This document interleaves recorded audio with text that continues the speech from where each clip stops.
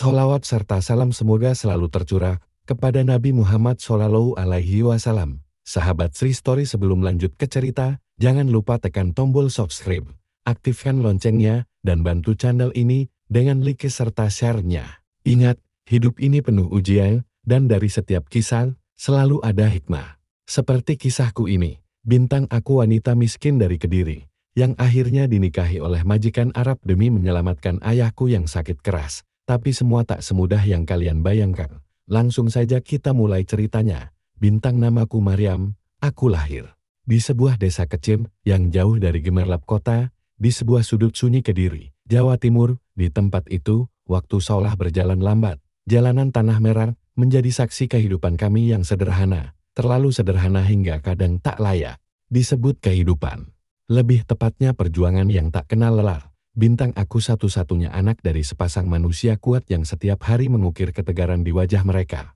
Ayahku adalah petani penggarap, orang yang menghidupi keluarga dengan cangkun dan keringat.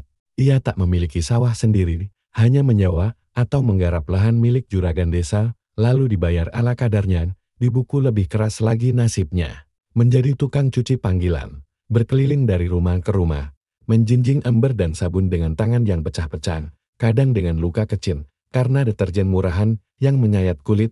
Bintang, rumah kami berdiri dari bambu tua dan papan bekas, dengan atap seng yang berkarat dan berlubang. Jika hujan turun, ibu harus meletakkan ember di beberapa titik, agar air tidak merembes ke tempat tidur kami, yang hanya beralaskan tikar. Kami tidur bertiga dalam satu ruang sempit, diiringi suara kodok dan jangkrik, dan aku sering terbangun hanya karena angin malam menerobos kelah dinding yang renggang. Bintang, tak ada kamar pribadi. Tak ada lemari besar, tak ada televisi, bahkan tak ada cermin. Tapi di balik kekurangan itu, ada cinta yang tak bisa dibeli. Cinta seorang ayah yang pulang dengan kaki penuh lumpur, dan cinta seorang ibu yang mencium kening anaknya meski tangannya basah dan dingin, karena seharian mencuci baju orang lain.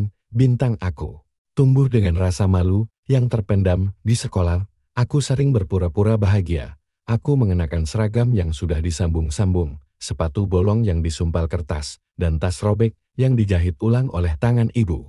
Ketika teman-temanku membuka bekal berisi ayam goreng dan roti coklat, aku hanya punya nasi putih dengan garam, atau tempe goreng yang digoreng ulang dari kemarin. Bintang, aku pernah berdiri mematung di pojok kantin, melihat anak-anak lain membeli jajanan. Sedangkan aku hanya bisa menelan ludah, tapi aku tak pernah benci. Aku hanya menangis diam-diam di balik pintu kamar, berdoa semoga suatu hari aku bisa memberi hidup yang lebih layak untuk ayah dan ibu. Bintang, saat sore datang, aku membantu ibu menyetrika baju atau menjemur cucian milik tetangga. Malam harinya, aku belajar di bawah cahaya lampu minyak, karena listrik sering padam, atau bahkan kadang kami memang tak mampu bayar tagihannya. Tanganku bau sabun cuci, bajuku kadang masih basah, tapi aku tetap menulis, tetap membaca, tetap mencoba bertahan demi masa depan yang lebih baik. Ibu tak pernah menyuruhku jadi orang besar. Ia hanya ingin aku lulus sekolah. Tidak seperti dirinya yang bahkan tak sempat menyelesaikan SD. Ayah pernah bilang, "Nat, ilmu itu satu-satunya warisan yang bisa Bapak kasih. Meskipun cuma sedikit, teruslah kejar." Dan kata-kata itu menancap kuat dalam hatiku.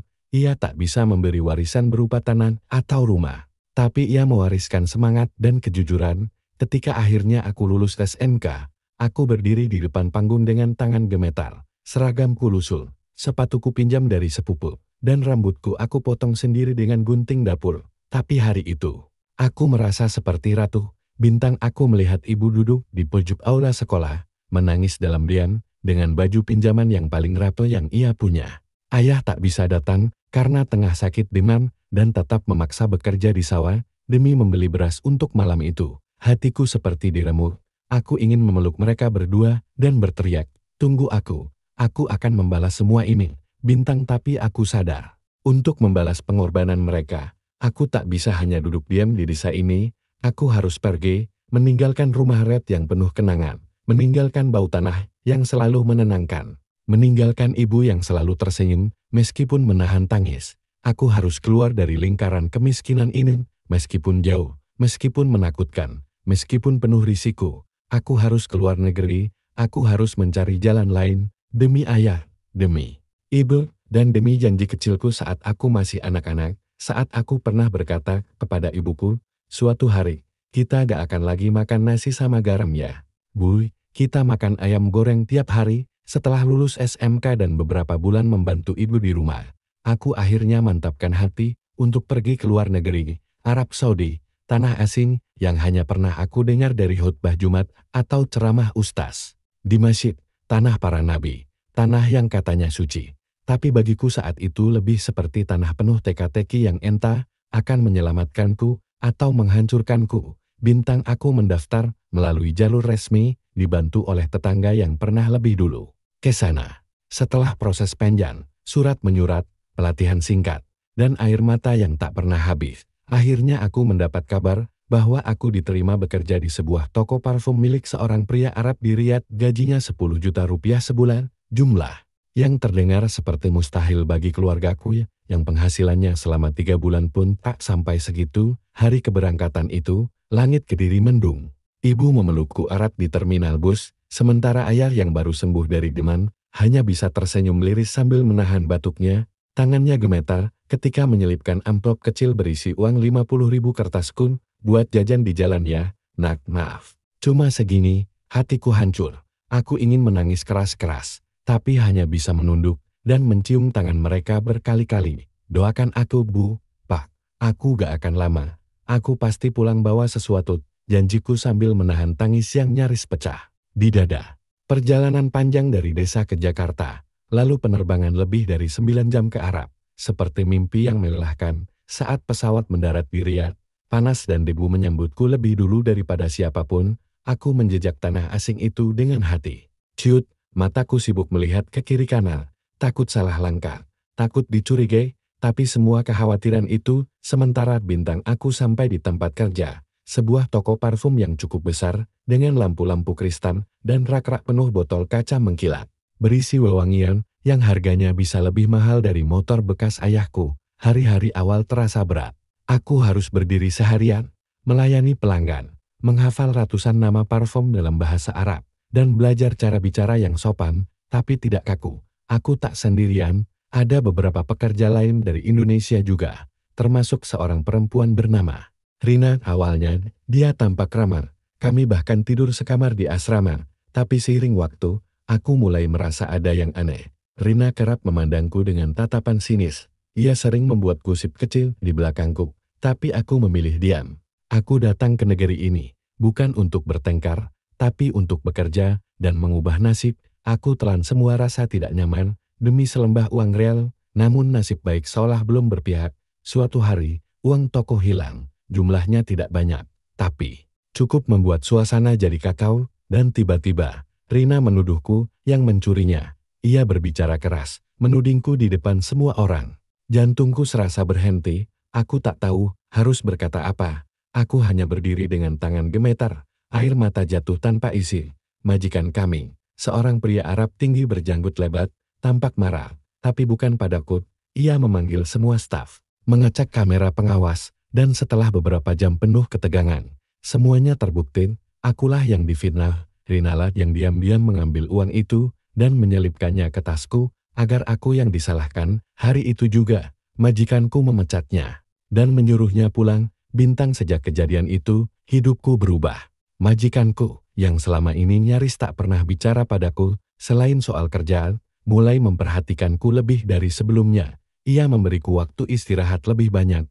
Ia menyuruhku duduk saat pelanggan sedang sepi. Ia bahkan kadang membawa teh manis untukku. Awalnya aku mengira itu hanya rasa iba setelah fitnah kemarin. Tapi lama-kelamaan, caranya memandangku terasa berbeda. Kadang membuatku takut, kadang membuatku bingung. Tapi aku tetap bekerja sebaik mungkin, tak mau gegabah menilai. Aku tak ingin memberi celah untuk kesalahan. Aku hanya ingin bekerja, mengumpulkan uang, lalu pulang. Itu saja. Tapi siapa sangka, 1 tahun kemudian, perhatian itu berubah jadi niat yang jauh lebih dalam. Dan pada hari yang paling tak kuduga, saat aku baru saja menyelesaikan tugas membersihkan etalas parfum mahal, majikanku mendekat dan berkata, dengan suara tenang, tapi berat, Bintang Mariam, aku ingin menikahimu. Bintang, aku terdiam, tak mampu bergerak. Kata-kata majikanku seperti badai pasir yang datang tiba-tiba, mengguncang jiwaku sampai ke akar menikah. Dengannya, Otakku berputar cepat, tapi tidak menemukan tempat berpijak. Tanganku yang masih memegang botol parfum bergetar hebat. Aku menatapnya dengan wajah pucat, seperti baru saja ditampar kenyataan yang asing dan menyesakan.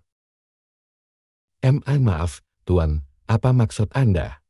Suaraku nyaris tak terdengar, dia mendekat setengah langkah. Matanya yang tajam kini menatapku dengan lembut, atau setidaknya itu yang ingin dia tunjukkan.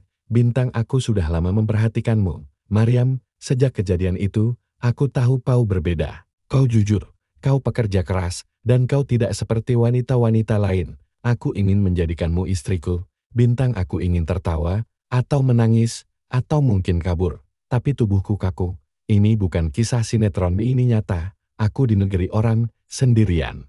Tak ada ibu, tak ada ayah, tak ada siapapun yang bisa kupeluk dan bertanya, apa yang harus aku lakukan? Aku hanya seorang gadis miskin dari desa kecil di Kediri. Anak petani yang tak punya apa-apa selain niat untuk memperbaiki hidup.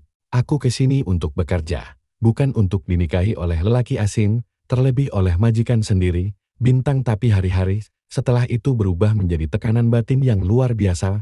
Dia mulai mendekatiku dengan cara yang lebih intens. Tak ada paksaan langsung, tapi pandangannya, ucapannya, sikap-sikapnya, semuanya perlahan mengikis pertahananku. Kadang dia membawakanku bunga, kadang coklat. Pernah suatu malam, dia mengirimkan uang rekeningku tanpa bilang, 10 juta rupiah lebih, dengan pesan singkat, untuk ayahmu yang sakit. Air mataku tumpah membaca pesan itu.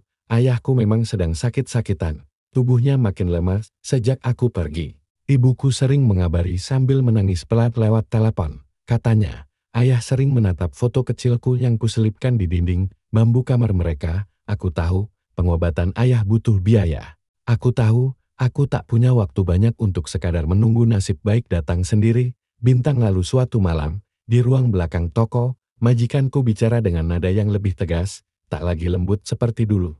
Bintang, Maryam, katanya sambil menatap lurus ke mataku, kau harus menikah denganku. Aku sudah bicara dengan keluargaku. Aku serius, dan aku tak ingin ada pria lain yang memilikimu. Ini bukan permintaan. Ini keputusan. Hatiku runtuh. Itu bukan lamaran, itu pengumuman sepihak. Tekanan, ancaman halus, dan aku hanya bisa diam. Aku tak bisa menolak secara terang-terangan. Ini tanahnya, ini tokonya. Dia pemilik segalanya, termasuk diriku. Entahlah, tapi aku tak berdaya. Beberapa hari aku tak bisa tidur. Aku menangis diam-diam di kamar. Aku bertanya pada Allah dalam sujud yang panjang, Bintang, ya Allah, inikah jalan hidupku? Apakah aku harus menyerah pada keadaan? Apakah ini takdir? Atau sekadar cobaan? Lalu pesan dari ibu masuk, Maryam, ayahmu sekarang sering sesak. Kami butuh uang untuk periksa ke rumah sakit kota. Kami gak tahu harus minta ke siapa. Dan hari itu aku membuat keputusan terbesar dalam hidupku. Aku menerima lamaran majikanku, bukan karena cinta, tapi karena ayahku, karena ibuku, karena rumah bambu di Kediri yang tak boleh roboh, karena aku. Maryam, anak tunggal, yang harus menjadi tiang satu-satunya. Pernikahan itu berlangsung diam-diam, tanpa gaun, tanpa tamu, tanpa senyuman. Hanya ada air mata yang kutahan, dan doa-doa yang kuucap liris sambil menatap langit triat malam itu. Dan di dalam hati, aku berkata, Alan, jika ini jalanmu, tolong kuatkan aku. Jika ini salah, tunjukkan aku cara untuk bertahan tanpa membenci hidupku sendiri. Hari-hari setelah pernikahan itu seperti berada dalam mimpi panjang yang tak pernah benar-benar kuinginkan. Aku, Maryam, kini bukan lagi hanya seorang pegawai toko parfum di Riyadh. Aku adalah istri majikanku. Tapi jangan bayangkan kehidupan indah seperti ini cerita-cerita drama, karena kenyataannya, hatiku masih asing terhadapnya. Jiwaku seperti terperangkap dalam sangkar emas. Bintang. Malam pertama kami sebagai suami istri terasa dingin, bukan karena udara gurun yang menusuk kulit, tapi karena jiwaku masih menolak. Aku duduk di pinggir ranjang, memeluk lutut, menatap jendela yang gelap tanpa cahaya. Di luar sana, langit Riyadh bersinar dengan bintang, tapi di dadaku hanya ada awan kelabu. Suamiku duduk di sisi lain kamar, mencoba bicara, mencoba menyentuh hatiku, tapi aku hanya diam. Aku belum bisa, aku tak akan memaksamu, Maryam, katanya pelan. Tapi aku ingin tahu-tahu, aku mencintaimu. Aku menganggut, tanpa menoleh. Kata-katanya tidak masuk ke hatiku, aku tidak membencinya. tidak juga mencintainya. Yang kurasakan hanyalah kelelahan, seperti habis menempuh perjalanan jauh tanpa tahu kemana tujuannya. Bintang, setiap hari aku menjalani peran ganda. Di siang hari, aku masih membantu mengelola toko parfum. Meski kini posisiku lebih dihormati oleh karyawan lain, mereka memanggilku Madam Maryam dengan nada sopan, bahkan beberapa tampak iri. Tapi mereka tidak tahu bahwa di balik sebutan itu, aku hanyalah gadis desa dari Kediri yang berusaha bertahan agar tidak hancur oleh keadaan. Malam hari, aku pulang ke rumah besar yang dingin, tidur di ranjang empuk yang terasa seperti penjara, dan memandangi langit-langit kamar yang terlalu luas untuk hatiku yang sempit. Suamiku selalu bersikap baik. Dia membelikan semua yang kubutuhkan, memberiku kamar pribadi, memastikan ayah dan ibuku di kampung selalu menerima uang setiap bulan.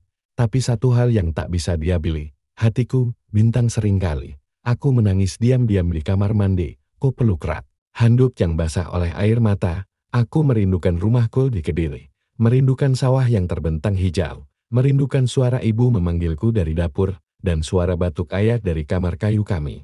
Aku rindu menjadi aku yang dulu, bukan wanita yang menjadi milik seseorang karena keadaan. Bintang, namun waktu berjalan, hari-hari berlalu, dan aku mulai melihat sisi lain dari pria yang kini menjadi suamiku. Di balik sikap dingin khas orang Timur Tengah, ternyata dia perhatian. Saat aku sakit, dia merawatku sendiri. Saat aku menangis, dia duduk di lantai, menunggu aku tenang. Bahkan suatu malam, dia berkata dengan mata berkaca, "Maaf jika semua ini terasa dipaksakan, aku hanya tak ingin kehilanganmu." Dan hatiku mulai goyah. Apa ini cinta? Ataukah hanya bentuk lain dari rasa kasihan dan keterikatan batin? Aku tidak tahu, tapi yang jelas, untuk pertama kalinya, aku menatap wajahnya lebih lama, dan untuk pertama kalinya pula, aku tidak merasa takut. Bintang, aku mulai menerima bahwa hidup memang tak selalu memberi kita pilihan yang ideal, tapi mungkin dari pilihan yang tidak kita inginkan, bisa tumbuh sesuatu yang tak kita duga. Ketulusan. Di malam yang sunyi, aku bersujud lama di atas sajadah, tak lagi berdoa agar semua ini berakhir, tapi memohon agar aku diberi kekuatan untuk menjalaninya, karena aku tahu jalan pulangku masih jauh, dan mungkin jalan ini memang harus kulewati. Dulu, sebelum sampai ke tempat yang disebut bahagia, Bintang, sudah 3 bulan sejak aku resmi menjadi istrinya. 3 bulan hidup di rumah mewah yang sunyi, jauh dari tanah kelahiranku, jauh dari suara jangkrik malam dan desir angin yang biasa mengintip dari celah-celah bambu dinding rumah kami di Kediri.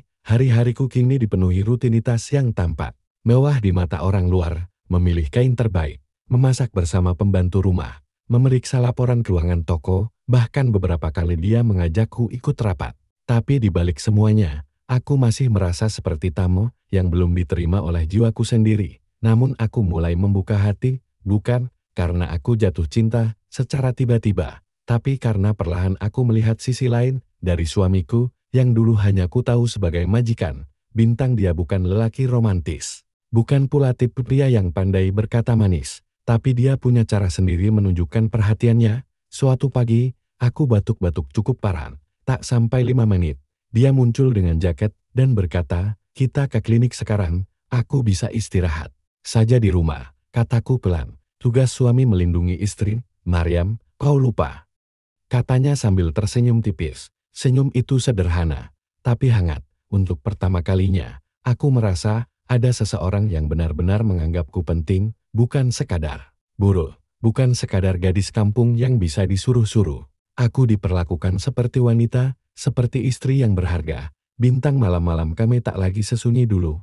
Dia mulai suka duduk bersamaku di balkon, menatap langit rihat sambil bercerita tentang ibunya yang meninggal saat ia remaja, tentang impiannya punya keluarga yang utuh dan sederhana, tentang masa kecilnya yang juga penuh luka.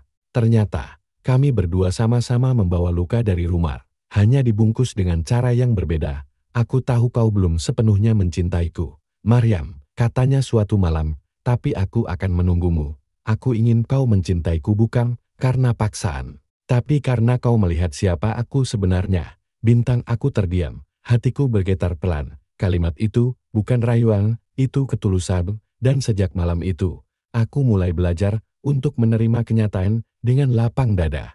Aku mulai menyiapkan sarapannya dengan sepenuh hati, Bukan karena kewajiban, tapi karena ingin. Aku mulai menatap matanya saat dia bicara, dan sesekali aku tertawa jika dia melontarkan lelucon kaku dalam bahasa Arab campur Inggris yang masih asing di telingaku. Cinta itu aneh. Ia tidak selalu tumbuh dari bunga dan lagu cinta. Kadang cinta tumbuh dari air mata, dari rasa sakit, dari keputusan berat yang kita ambil demi orang lain, dan mungkin, cinta itu sedang tumbuh pelan-pelan di hatiku, bintang di. Sela waktu, aku masih menelpon ibu, suaranya bahagia setiap kali aku mengirimkan uang. Ayah kini sudah bisa berobat rutin. Rumah kami di kampung sudah mulai direnovasi. Ibu berkata dengan suara bergetar, "Bintang Maryam, Allah benar-benar menjaga kamu. Di tanah orang. Kamu kuat, nak, kamu hebat." Bintang, aku menangis saat itu, karena hanya aku yang tahu seberapa dalam luka yang harus kutelan dulu untuk sampai di titik ini, tapi aku tidak menyesal. Jika inilah jalan hidupku, maka aku akan berjalan terus, meski kadang tertatih, meski kadang harus meraba dalam gelap. Karena aku, Maryam, anak petani dan tukang cuci dari desa kecil, telah memilih untuk tidak menyerah. Bintang, aku kira setelah perlahan menerima hidupku sebagai istri, segalanya akan berjalan lebih ringan. Aku kira cinta yang sedang tumbuh pelan itu akan terus menyebar hangat seperti mentari pagi, tapi aku lupa bahwa cinta yang tumbuh di tanah orang, dengan akar yang goyah, seringkali mudah goyang diterpa badai. Bintang, dan badai itu datang lebih cepat dari yang kukira. Suatu sore, ketika aku sedang melipat baju di kamar, pintu rumah kami diketuk keras dari luar. Aku sempat terkejut. Jarang ada tamu mendadak datang, apalagi dengan nada tergesa begitu. Bintang, beberapa menit kemudian, suamiku masuk bersama seorang wanita, tinggi dengan abaya hitam dan mata yang menyala marah. "Aku ingin bicara," seru wanita itu, menunjukku dengan telunjuknya yang gemetar. Aku berdiri kaku, tak mengerti apa yang sedang terjadi. Suamiku berusaha menenangkan wanita itu, tapi ia menghempaskan tangan suamiku dengan kasar. "Aku ini mantan tunanganmu, kau janji akan menikahiku, dan sekarang kau malah menikahi gadis rendahan ini." Suaranya meledak seperti petir di tengah gurun. Bintang, dunia seperti runtuh di kakiku. Mantan tunangan suamiku, yang selama ini kuanggap jujur dan tulus, menyembunyikan sesuatu sebesar ini. Aku hanya berdiri diam, bibirku keluh, otakku penuh dengan tanya. Tapi hatiku hanya bisa merasa satu hal, sesak. Malam itu menjadi malam terpanjang sepanjang pernikahanku. Setelah wanita itu pergi dengan kata-kata tajam yang masih mengema di telingaku, aku mengurung diri di kamar. Suamiku mengetuk pintu berkali-kali, memanggilku dengan suara pelan, tapi aku tak menjawab. Aku duduk di atas sajadah, memeluk tubuhku sendiri, mencoba menahan air mata yang jatuh satu-satu, tanpa bisa dicegah. Bintang, apa aku hanya pelarian? Apa aku hanya tempat ia mencari pembenaran dari luka lamanya? Ketika akhirnya aku membuka pintu, wajah suamiku tampak lelah dan penuh rasa bersalah. Ia duduk di lantai, menunduk dalam diam seperti anak kecil yang kehilangan arah. "Maafkan aku seharusnya bilang dari awal," katanya. "Memang dulu aku bertunangan, tapi hubungan itu diputus karena dia hanya menginginkan hartaku." Dia kembali. "Sekarang bukan karena cinta, tapi karena tidak rela aku memilihmu." Bintang, aku menatap matanya dalam-dalam. Ingin sekali percaya, tapi hati kecilku masih tergores. Aku telah berusaha membuka hati untuknya, sedikit demi sedikit. Dan kini luka itu seperti disiram air garam. Bintang, kau tahu, Maryam, sejak awal aku jatuh cinta padamu bukan karena penampilanmu, atau karena kau bekerja di toko, tapi karena sikapmu, kesabaranmu, dan ketegaranmu menghadapi hidup. Aku tahu kau berbeda, dan aku tak ingin kehilangan itu." Bintang, aku tak menjawab malam itu. Tapi aku tahu, hatiku tak bisa bersembunyi selamanya. Karena di balik amarah, ada rasa takut, dan di balik rasa takut itu, ada cinta yang mulai tumbuh.